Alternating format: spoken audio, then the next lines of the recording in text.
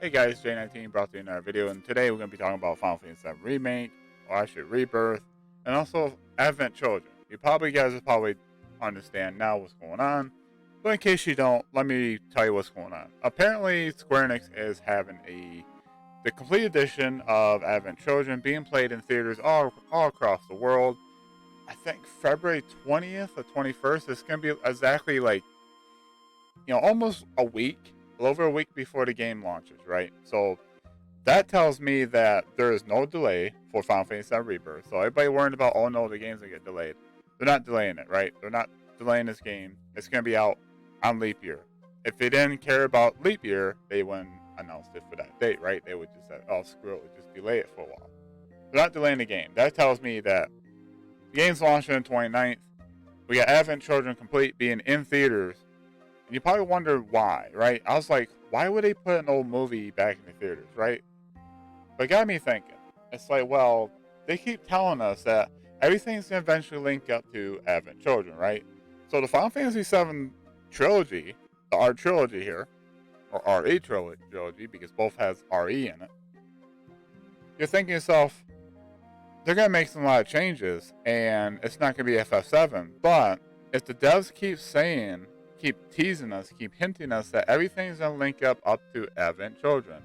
Now, in different interpretations, some people think, well, if it's going to link up to it, maybe it means that because it's canon to remake, they're just going to use things from Advent Children to make a more broader story.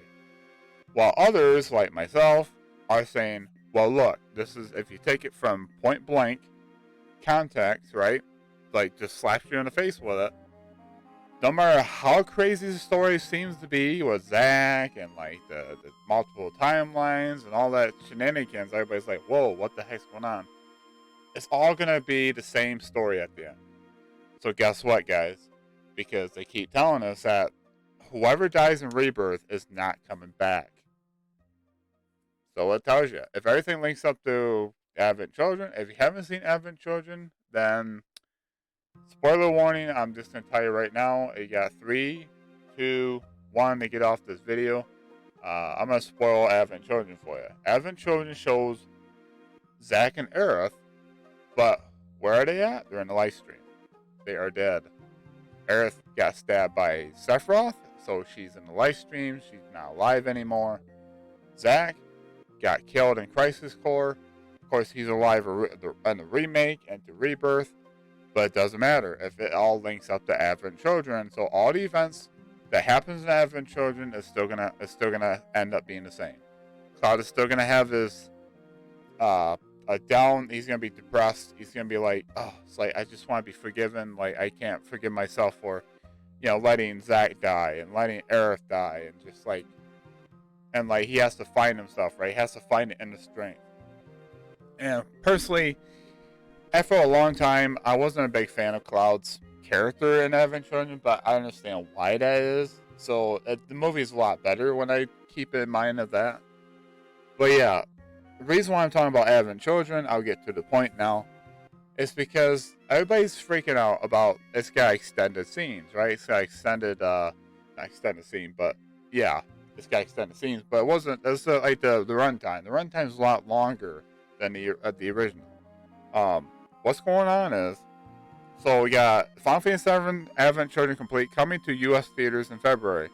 A new short film will be aired before the movie, featuring new interviews with the Final Fantasy VII Rebirth development team and Advent Children creators alongside action-packed gameplay from the game. So guess what, guys? We are getting another look at gameplay from a Rebirth.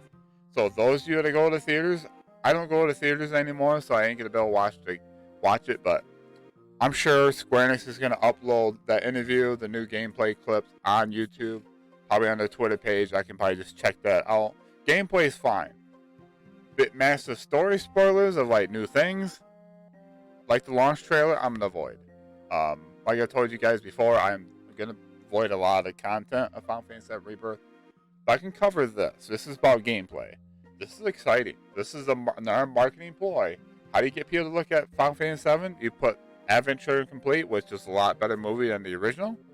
with like an extra half hour of scenes and stuff like that with the characters. It's a lot better, bearable movie to watch than the original. So a lot of people can go see it. And guess what? How do you get people to sign up for a Rebirth? You have more hype for it? You talk about the game first thing, right? Then you show the movie. It's exciting stuff.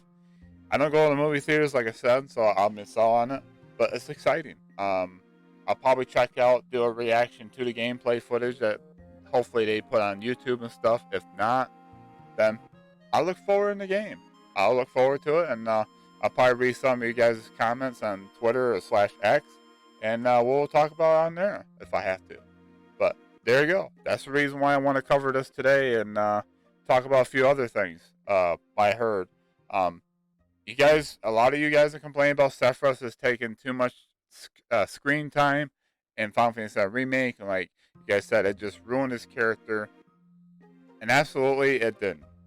To me, we all have different agreements, different opinions, not agreements, opinions on the certain topic.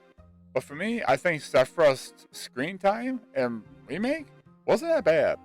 It left you, like, if I put myself in the shoes of like a newcomer that has never heard of Sephiroth, maybe other than Smash Brothers Ultimate, or maybe some other thing, right? Maybe you just happen to see Sephiroth gifts, or you seeing like his picture, or you seeing like statues, maybe just seeing him on the internet somehow, like images being posted. But it's like, it gets you intrigued, though. What's his deal? Why is he so connected to Cloud? Why is he showing up? Like, it gets you thinking, right? We as fans know, it's like, well, the original game he's treated like Jaws. You just heard his name. We didn't hear his name. You read his name on a little text box, and you saw his sword go through President Shimmer's back. In Remake, he's all over the place. You know, kind of, sort of. He's in Chapter 2, and he appears, you know, like his little bit of feathers shows up in Chapter 1. Chapter 3, you see him. You don't see him in Chapter 4. You don't see him in Chapter 5. You only just hear about his name a little bit. And of course, like Chapter 4, Cloud has his little promise, made a promise with Tifa, he remembers that, and like talks about he wants to be just like Sephiroth. But like, you don't get to see Sephiroth a lot until like Chapter 8. And then Chapter 12? Yeah, Chapter 12 you see him, I think. No, Chapter 13 you see him. And then you see him in Chapter 16, 17, 18. So you only see him about 40% of the time. And like just small little scenes. He's not like in there in the whole chapters. He's just there for a couple scenes here and there. So a lot of people want to complain about that. And that's fine. You're so used to, like, nobody knew who Sephiroth was back in the past, right? We as fans know who Sephiroth is if we just go through the whole Jaws thing, right? We'll say you watched Jaws a million times, right?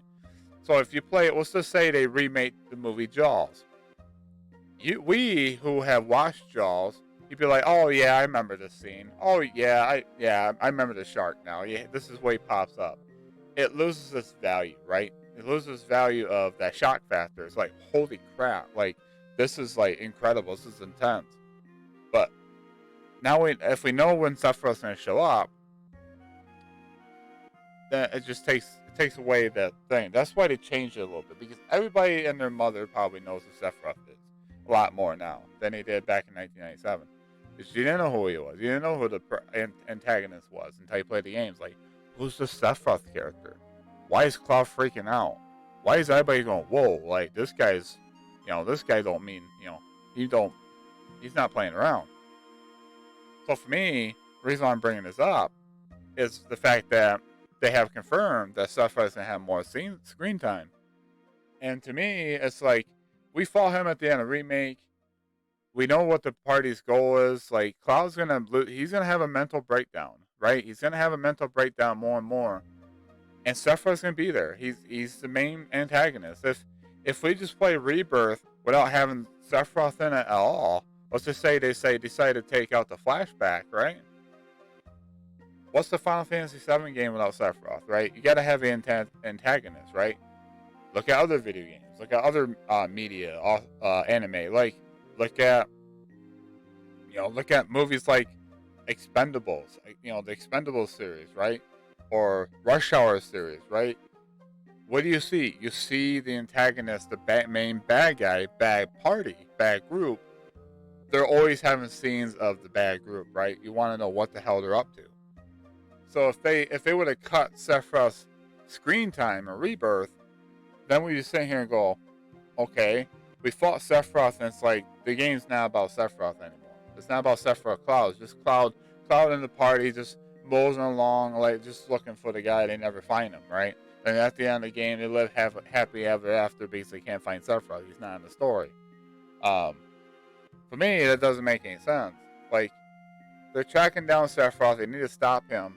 And this section of Final Fantasy VII is very important because Sephiroth plays a massive role in it. He doesn't. It's not like the original game is the same way. Sephiroth plays a major role starting after Midgar, all the way until the end of the game, right? Until like Disc 2, you don't see a lot of Sephiroth in Disc 2 because you're worried about the weapons, you're worried about Shinra, and then you finally want to go stop Sephiroth because he wants to, like, you know, he's got the meteor coming. That's the only thing for him in second disc. But the first disc, from Midgar until the end of the City of the Ancients, Sephiroth plays a big role. He's in a lot of scenes. Like, they talk about Sephiroth a lot more. You see him more, like, especially in big, massive moments, right? So, yeah, he's confirmed. He's going to have more screen time. Another thing I want to talk about, too, just to wrap this up, don't want to make it super long, but I want to start covering Final Fantasy VII Rebirth some more. My general thoughts, what I wish to see. So, I just want to give you guys a little heads up on that. So, feel free to look forward for more FF7 Rebirth bit videos. I just want to cover the Advent Children with the extra new film, what's it going to cover, and cover a little bit of news for Final Fantasy VII Rebirth that I'm hearing. But other than that, I'm going to leave it here. Hope you guys enjoyed this video. Let me know in the comment section below how hyped you are for the brand new action-packed gameplay from the game itself at the beginning of the Advent Children, unless they show at the end in the theaters. Are you guys going to watch the movies in the theaters? Are you guys going to be like me, just like you don't go to the theaters anymore? You're just going to wait until they possibly drop the gameplay on their YouTube channel, social media pages? Let me know in the comments below what you guys think of all this information. And I'll have another video for Final Fantasy VII Rebirth out later this week. So with that said, hope you guys have a wonderful day, wonderful night. Keep on. And I'll catch you all on the next video. Be safe out there. Be nice to each other. I'll talk to you guys later.